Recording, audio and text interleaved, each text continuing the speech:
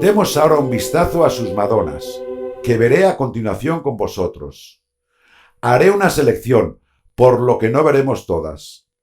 Seguiré un orden cronológico desde las más antiguas a las más modernas. Yo soy un cultivador de la teología bizantina, así como del arte bizantino, y grandes estudiosos rusos, como Kondakov, que recuerdo ahora, coinciden cuando describen nuestro arte occidental al decir que no hay nada más católico que las Madonas de Rafael.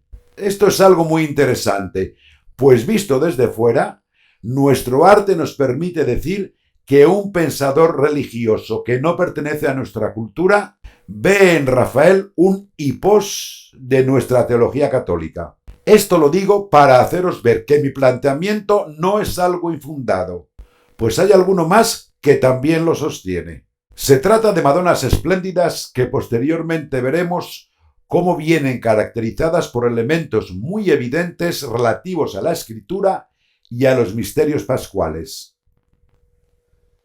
Esta Madonna Solli es de 1502 y se conserva en Berlín.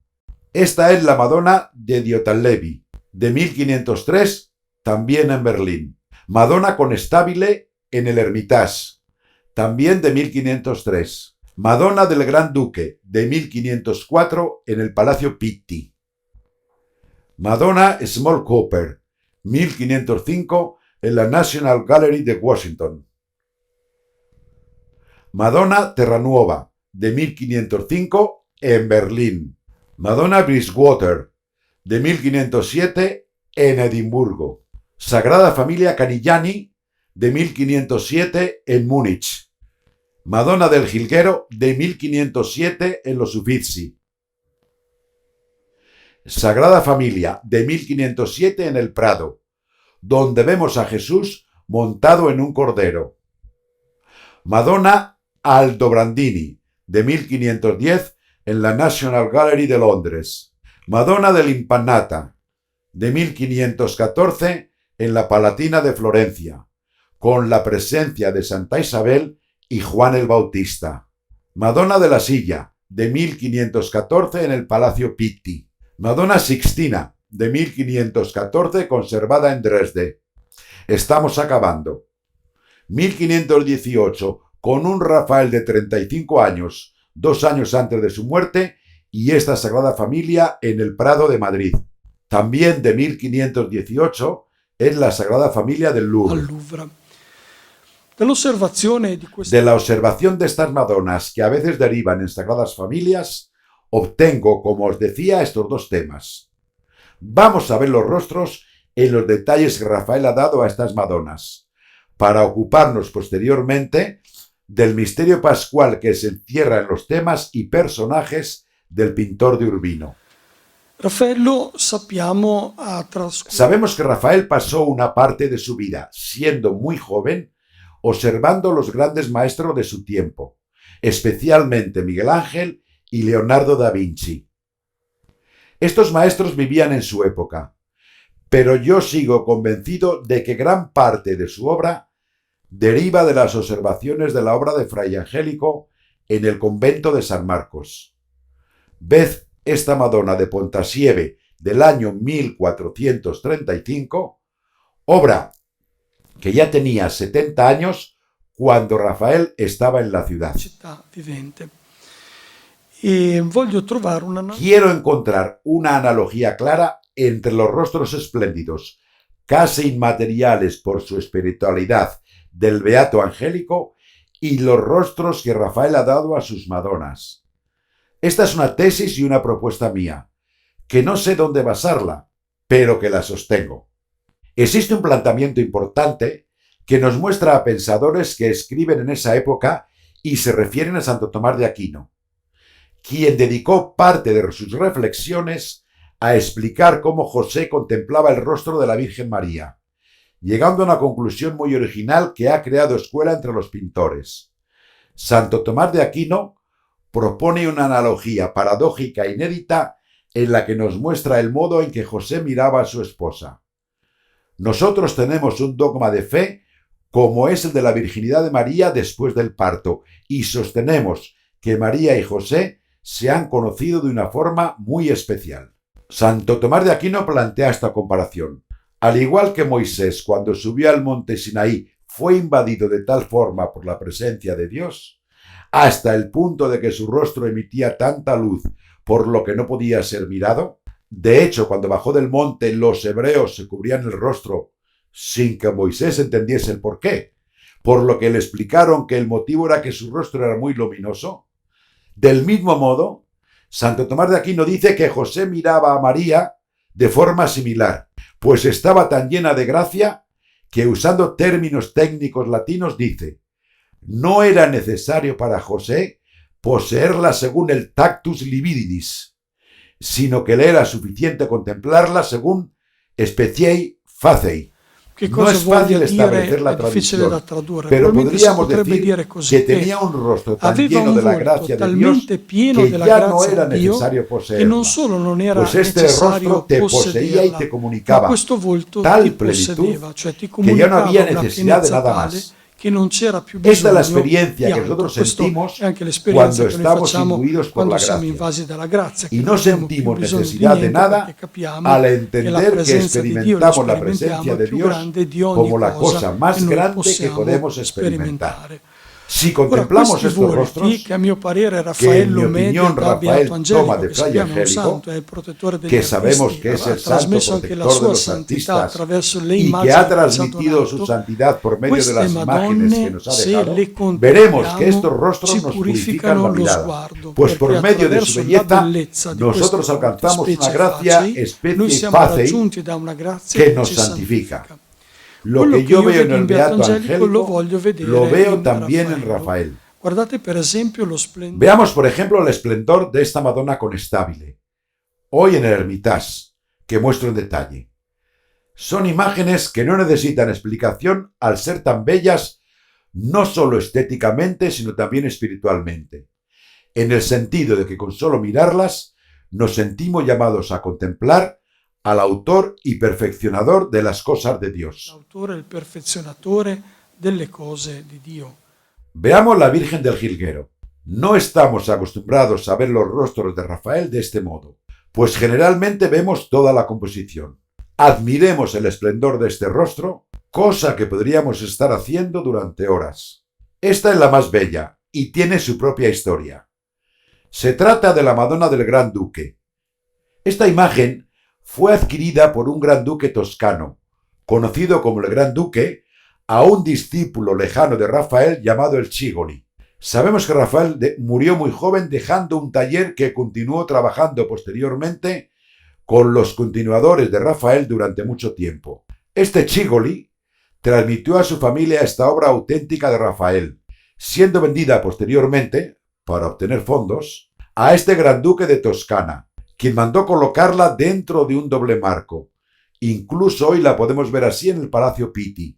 Tenemos un marco monumental con el que se fijaba la pared del Gran Duque y dentro del mismo otro marco para poderla mover, pues según la leyenda, el Gran Duque llevaba consigo la Madonna en sus viajes. Este hecho provocó muchos comentarios. Toda Europa sabía que el Gran Duque, en vez de viajar con su mujer, viajaba con la Madonna de Rafael. ¿Por qué os digo esto?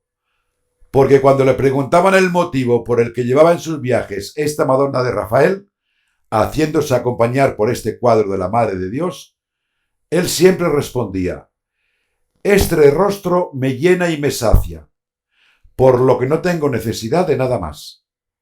Ved cómo este argumento que os he presentado hunde sus raíces en la tradición. Un noble toscano de 1700 que se hacía acompañar en sus viajes por esta Madonna, debido a que encontraba una fuerza real y una experiencia espiritual únicas en este rostro de Rafael. Continuando la exposición, pasamos ahora a aspectos más profundos desde el punto de vista empírico, como son los misterios pascuales que se esconden en estas Madonas. Empezamos con la Madonna Conestabile, que yo he visto por primera vez este año en la exposición organizada en el Palacio Ducal de Urbino, conservada en el Hermitage, y que yo no había visto antes en los distintos viajes que he hecho a San Petersburgo. Se trata de un pequeño cuadro de 27 centímetros, casi una miniatura, pero de una factura realmente exquisita, cosa que digo para quien pinta. Podemos ver que la Madonna tiene una mirada muy serena, como ya habíamos visto, y que pasa a través del niño, quien con curiosidad está leyendo un texto bíblico. A menudo en las Madonas encontramos a la Virgen que enseña a leer al niño Jesús, haciéndole leer pasajes de la Biblia que Jesús intuía que se referían a sus personas. He querido incluir una lectura por medio del canto del siervo del Señor, de las profecías de Isaías, y que leemos normalmente en los tiempos de la Pasión. Que el texto que lee el niño se refiere totalmente a la Pasión es algo que entendemos muy bien por la mirada de María. Creo que aquí Jesús está leyendo este texto. Maltratado, se dejó humillar y no abrió su boca. Como oveja fue conducida al matadero, y como un cordero que está sin balar en manos de quien lo trasquila, así él no abrió su boca. Con opresión y sentencia injusta fue quitado de en medio. ¿Quién se aflige por su posteridad? Sí, fue eliminado de las tierras de los vivos, y por culpa de mi pueblo fue condenado a muerte. La Madonna del Jilguero. Aquí vemos a Juan el Bautista con Jesús y a la Virgen que muestra a Jesús un texto, mientras éste se vuelve porque le ha dado Juan un pajarillo, que es un jilguero. Sabemos que el jilguero representa un pájaro de vida difícil, pues se alimenta de cardos, planta espinosa, áspera, amarga y muy compleja, que exige mucho esfuerzo para poder extraerle la pulpa comestible del envoltorio en el que se encuentra. Por ello, este pájaro es considerado tradicionalmente el símbolo de la pasión, del sufrimiento y del esfuerzo. Aquí tenemos a Jesús, que está leyendo un texto que la Virgen le muestra, y a Juan el Bautista que le dice que su destino será como el del jilguero, lleno de sufrimiento.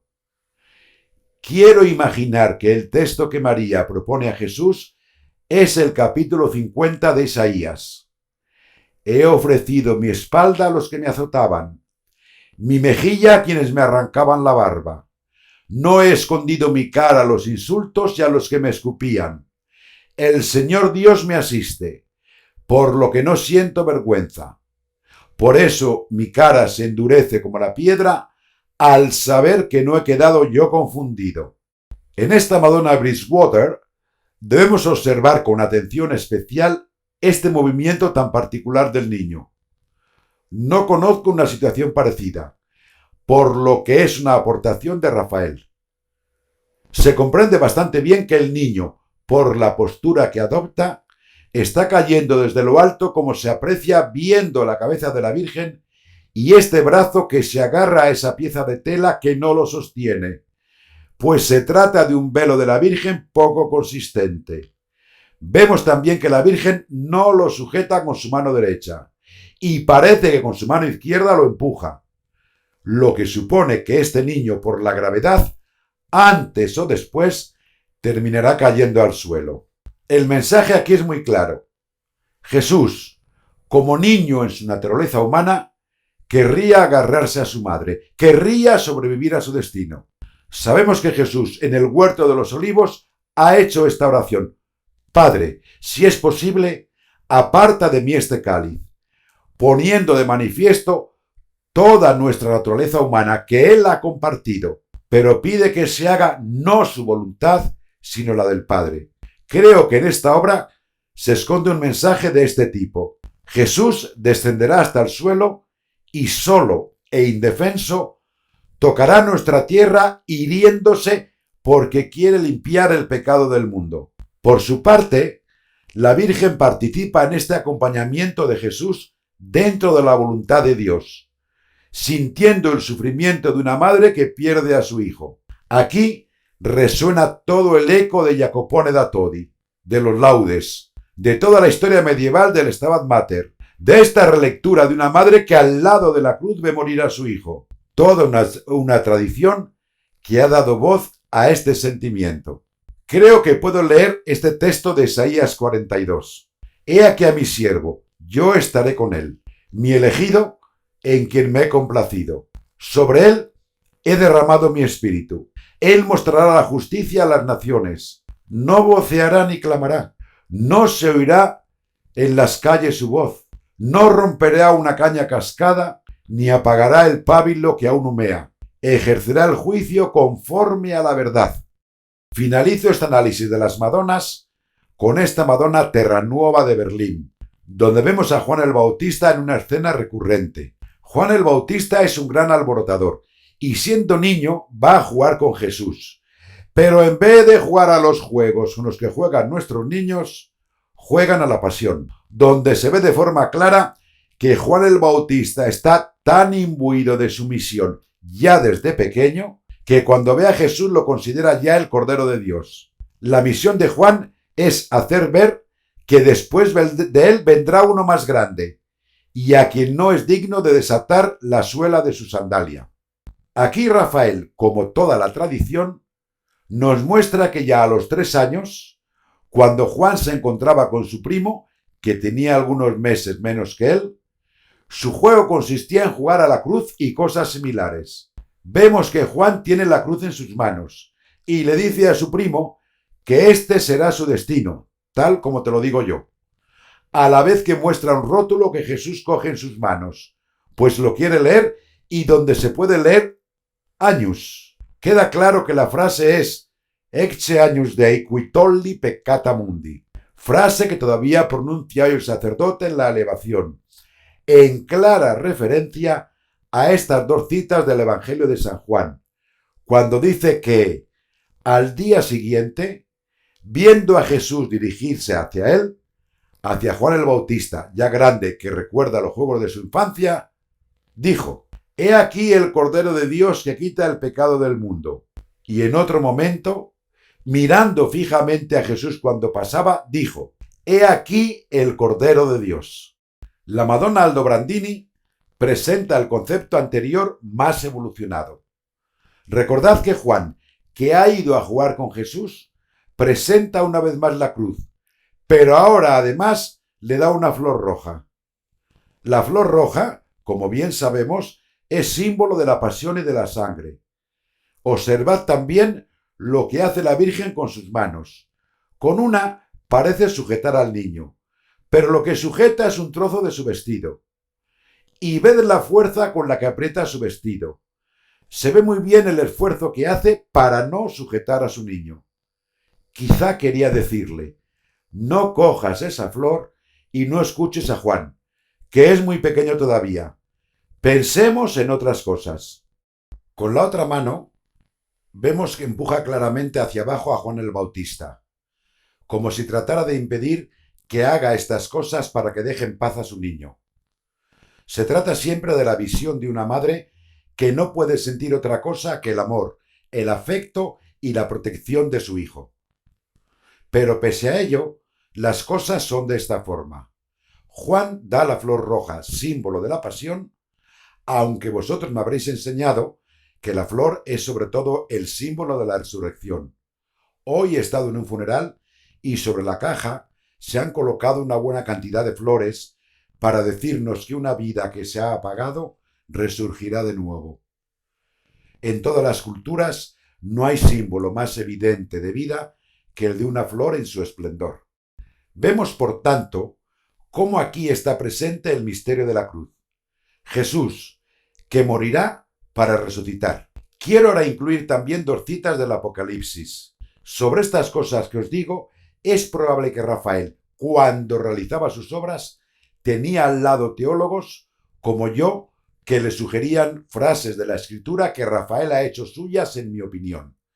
No es un simple ejecutor, sino que parece que sea un hombre en la plenitud de su espiritualidad, que añade a las indicaciones de los teólogos su propia espiritualidad a lo largo de sus obras. Esta es la tesis que estoy sosteniendo. Las citas a las que me refería son estas: el Cordero que ha sido inmolado es digno de recibir poder y riqueza, sabiduría y fuerza, honor, gloria y bendición. O esta otra: todas las criaturas del cielo y de la tierra, las que viven bajo tierra y en el mar, y todos los seres vivos que existen, oyó que decían: a aquel que se sienta en el trono y al Cordero, alabanza, honor, gloria y poder por los siglos de los siglos. El tema de la muerte presente en el discurso de la vida y la resurrección. Esta es quizá una de las imágenes más interesantes. De nuevo tenemos la presencia del Cordero entendido como el mensaje de Juan el Bautista, Ecce agnus Dei. Pero en esta obra vamos aún más lejos. Jesús montado sobre un cordero y jugando con él es una identificación incluso física. ¿Ves el mismo color de la piel de Jesús, idéntico al color del cordero? Si yo contemplo este cuadro desde una cierta distancia, veo esta gran mancha de color marfil o de color crema que me indica que los dos elementos, Jesús y el cordero, son la misma cosa. Esto es lo que el ojo percibe. Se trata de una indicación muy clara de que Jesús es el Cordero de Dios. Observad lo que hace la Virgen con su doble movimiento. Lo coloca sobre el Cordero y luego le dice: ven hacia mí. Ved la elegancia de estos detalles que yo imagino, pero sigo pensando que cuando muera iré a entrevistar a Rafael para preguntarle estas cosas. Si nosotros observamos los detalles, encontramos uno realmente extraordinario, como es el del movimiento de quien lo coloca sobre el Cordero y luego lo atrae hacia ella. No sé si vosotros habéis hecho lo mismo con vuestros nietos en el mar, donde están esas astronaves que funcionan con un euro, pero que si no tenemos el euro, metemos dentro un momento al niño para sacarlo a continuación con la excusa de que tenemos prisa, pues en caso contrario, el vigilante nos quita la tumbona de la playa. Da un poco la impresión, y perdonad, de que este es un ejemplo un poco vulgar, pero este es el mensaje. La madre que lo pone sobre el Cordero, pues esta es la voluntad de Dios, pero al mismo tiempo la madre, si pudiese, lo evitaría, pues para ella siempre es un niño al que quiere proteger de la pasión. Aquí vemos la frase de los Hechos de los Apóstoles: como oveja fue conducido al matadero, y como un cordero que está sin balar en manos de quien lo trasquila, así él no abrió su boca. Ved que Jesús en este cuadro está callado y no dice nada a su madre. Finalizo este planteamiento con la imagen New Age más difundida sin duda en nuestros días. Vayamos donde vayamos, este es uno de los pósters más vendidos para las casas postmodernas de hoy. Muy pocos saben que procede de la parte inferior de la Madonna Sistina, conservada en Dresde, como bien podemos ver. Estos ángeles vienen citados hoy fuera de su contexto por la incapacidad de entender dónde están colocados y su profundidad teológica, como dos niños con alas, que en el mundo posmoderno de nuestras casas laicas y tecnológicas puede significar una cierta referencia a nuestro destino celeste, al hecho de estar protegidos por un ángel, al hecho de que de niños éramos todos buenos e inocentes, o a cualquier otro significado. Pero ved que en la Madonna Sistina de Rafael están mirando a la Virgen y al niño que están encima de ellos. Observad la mirada con la que están mirando. No se trata de ángeles distraídos, sino que tienen una profundidad extraordinaria en su mirada. Tienen una connotación muy dramática, pues están pensando qué significa la encarnación del Hijo. Se preguntan esto, y cito la primera cita de Pedro 1:12. A ellos les fue revelado, está hablando de los ángeles y de la encarnación, que no para ellos mismos, sino para vosotros, hombres, administraban las cosas que ahora se os han anunciado por medio de los que os predicaron el Evangelio, habiendo sido enviado del cielo el Espíritu Santo. Es decir, que Dios se ha hecho hombre, en cuyas cosas los ángeles quieren penetrar con su mirada. El ángel no es capaz de entender cómo es posible que Dios se haya hecho hombre, pero especialmente que se haya expuesto al pecado del mundo y que incluso hoy, en el espacio y en el tiempo, se mantenga su gracia a pesar de nuestra ingratitud. Este es el rostro a través del cual los ángeles, el rostro confiado a Rafael probablemente para explicar este texto, a través del cual decía: los ángeles ven el misterio de la encarnación. Perdonad si es poco, pero si estos planteamientos son verdaderos, entendemos ahora la profundidad teológica de estos teólogos que orientaban el trabajo, así como la profundidad espiritual de Rafael que representa estos temas.